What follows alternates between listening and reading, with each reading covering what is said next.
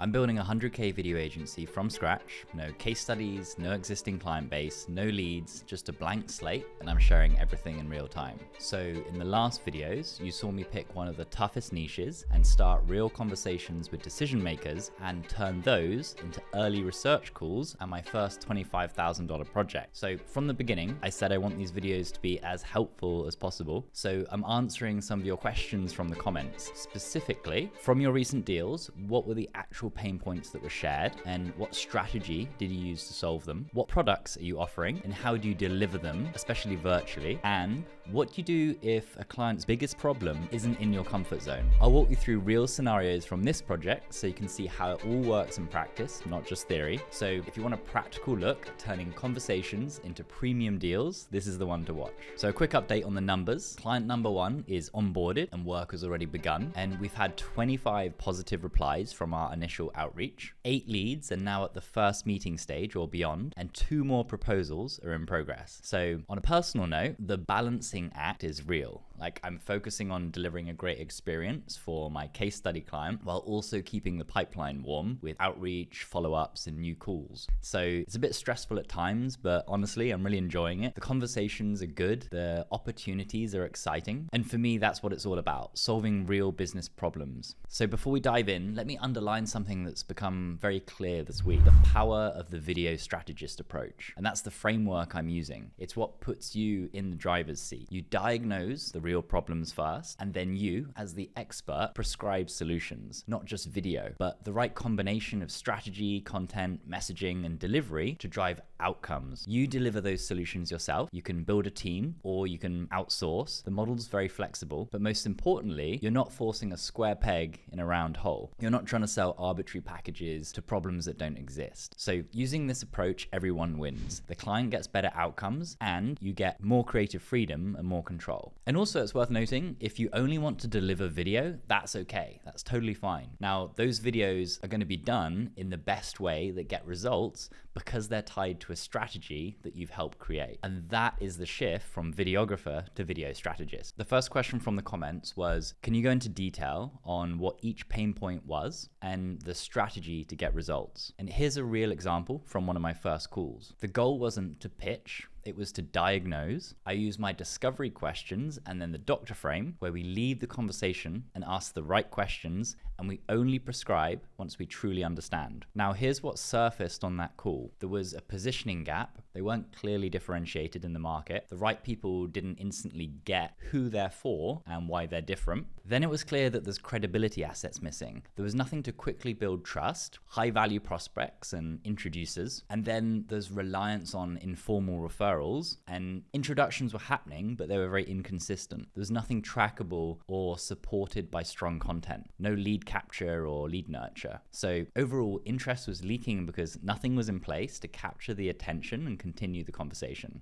The desired outcomes, in their words, were to be seen as the go-to choice for their ideal client, to make it easy for introducers to confidently refer them, and a clear, repeatable path from "I've heard of you" to "let's book a meeting." So how does that become a strategy? Well, let me break it down to 3 steps. The first is clarify and define. So we tighten positioning, the language and messaging so that the right people instantly understand the value they offer. And this is done through my signature brand voice guide process, where I audit their current messaging and then I create a guide that informs all of their future content. Second is build authority assets. So we can create a short positioning film and a strong landing page and a signature guide that answers the questions that prospects are actually asking. And these are all built on the foundation of strong messaging, which is really what makes it all so effective. And then third, launch and systematize. So we set up a simple distribution plan to get those assets in front of the right people. Now, a lot of people ask me what that distribution plan looks like, and in most cases, it's really simple, and it's about doubling down on what's already working. So for example, I come across a lot of businesses that are using LinkedIn,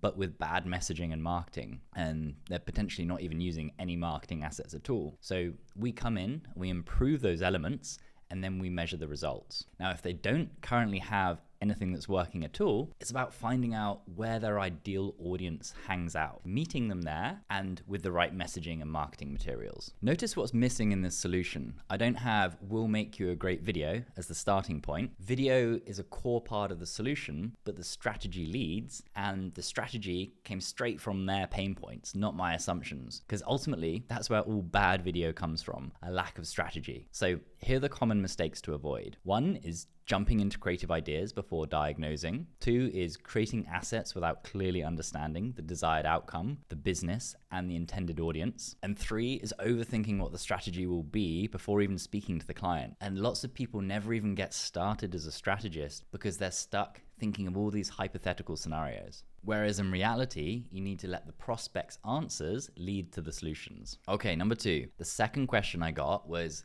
can you share more in depth about the products that you're offering and how you go about creating them, especially if you're working virtually? So here's the truth.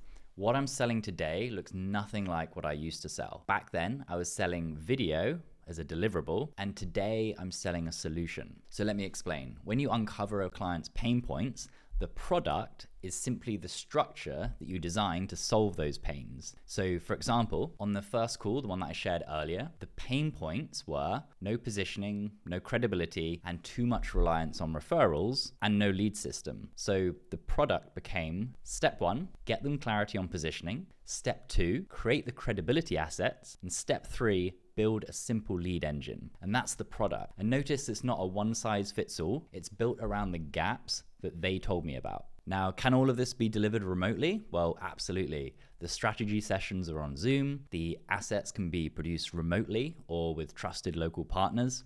And the lead engine can be set up with simple online tools. And whether I deliver it myself or outsource parts or build a team, it's still my plan and my framework and my product. And this is the big difference between being a videographer and a video strategist. A videographer sells what they know how to make. A strategist designs a solution to the problem, then decides how it's going to be delivered. So instead of thinking products as a pre-packaged deliverable, think of them as repeatable frameworks that can flex to each client. And this is how you build a business that's scalable, profitable, and doesn't rely on you doing everything. When your products are designed as frameworks that solve real problems, you can eventually put the right people in place to handle the day-to-day delivery. That's the route to creating a systematized, repeatable process, one where you're not just trading hours for projects, but running a machine that consistently identifies problems, prescribes solutions, and delivers results. And that's what decision makers in your niche are really looking for. They don't just want a freelancer to make them a video. They want a trusted partner who can take the burden off their plate and move their business forward. Now, here's the question I got from one of you this week, and it gets to the heart of what it really means to step into the strategist role. My student Victor had his first meeting with a multi-billion revenue company. He did the right thing in that first call. He asked the questions, he uncovered the pain, and he diagnosed the problem. And what he discovered was their marketing team was lost when it came to TikTok. They had no clear vision, no long-term strategy, no system. They wanted light, consumable content with a real why behind it, and they wanted the burden lifted. Now, here's the dilemma that Victor faced going into the second meeting. Should he lean into TikTok, even though it's not in his comfort zone, or should he steer back to what he knows best, the safer corporate-style content, even if that's not what the client's real problem is? This is a crossroad that so many creatives hit. Do you stay safe with what you know, or do you step up and own the problem that the client actually cares about? So here's the paradigm shift. A strategist doesn't just sell what's comfortable. A strategist accepts responsibility for solving the problem that the client has and then assembles whatever it takes to deliver the outcome. And that means that you don't need to be a TikTok wizard. You don't need to have every platform mastered. What you do need to do is have the confidence to say that I understand your pain and I'll take ownership of solving it and I'll bring together the right solution to get the result. Think about what happens if Victor retreats to safe work. The client will feel that he wasn't really listening. The trust he built in that first call evaporates, and then suddenly he's just another vendor pushing whatever he happens to feel comfortable with. But if he leans in and positions himself as a partner who takes the burden off their shoulders and then presents a clear plan, even if he brings in other people to help deliver, then he keeps the authority, he stays in control, and he separates himself from every other videographer out there who's trying to just sell deliverables. And that's why every project you should do should serve two purposes. Not just deliver value, but also become a great case study. When you own the problem and design the solution, even if you outsource parts of it, you create results worth documenting. And then those results become your case studies, and those case studies become the proof that wins the next deal. If you retreat into safe content, then you lose authority. They'll feel that you weren't really listening. If you lean in and own the outcome, then you step fully into the strategist seat. So a strategist doesn't just sell what's comfortable. A strategist accepts responsibility for the result and then assembles it, whatever it takes, to deliver it. As I've said before, the difference between the early days of my first business and what I'm doing now with this project is night and day. I used to chase whatever came in, rely on referrals, and try to impress with proposals. It was busy, but not strategic. Now, the stress is higher stakes, balancing delivery and pipeline, but it's meaningful, and I'm speaking with people who have real problems worth solving. The work aligns with where I want to go, and results come faster because the strategy leads. The biggest change and thing that I've unlocked right now is control. The video strategist framework puts me in the driver's seat. I diagnose, I design, and I direct the solution. Sometimes I deliver more myself. Other times I bring in specialists, and I can do so easily because I'm charging more than I was before. Either way, the client gets what they need, and I build a scalable business, not just project by project like a freelance job. And if you only want to make videos, that's fine, but now these videos sit inside a strategy that makes them perform. You'll stop feeling like you're forcing square pegs into round holes. And if you only want to make videos, then that's fine too. If you don't want to add additional marketing services and